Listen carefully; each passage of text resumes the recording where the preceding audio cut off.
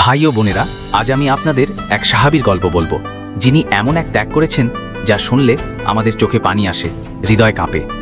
তিনি হলেন আবু দাহদাহা রাদিয়াল্লাহ।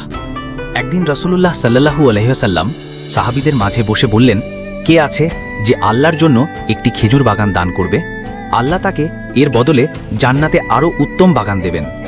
এই কথা শুনে আবু দাহদাহা রাদিয়াল্লাহু দাঁড়িয়ে গেলেন। তিনি ছিলেন একজন ধনী ব্যক্তি। তার একটি খেজুর বাগান ছিল মদিনার সবচেয়ে সুন্দর বাগানগুলোর মধ্যে একটি।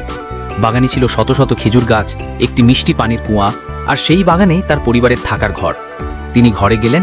তিনি স্ত্রীকে বললেন, এই বাগান আমি আল্লাহর পথে দিয়ে দিয়েছি, এটা এখন আর আমাদের নয়, বের হয়ে এসো। একজন নারী হলে কি করতেন? হয়তো বলতেন, এত বড় সম্পদ একবার না ভেবে দিলে। কিন্তু আবু দাহদাহা রাদিয়াল্লাহু এর স্ত্রী বললেন, আল্লাহর পথে দিলে দেরি না করে বের হই, এটাই তো প্রকৃত লাভ। ভাই ও বোনেরা, ভাবুন তো, এই দুনিয়ার বাগান, কুয়া, ঘর, শান্তি সব কিছু তারা ত্যাগ করেছেন শুধু জান্নাতের একটি বাগানের আশায়। এই হলো সাহাবীদের ঈমান। আর আমাদের কি অবস্থা? একটু দান করতে গেলেও বারবার ভাবি, হিসেব করি,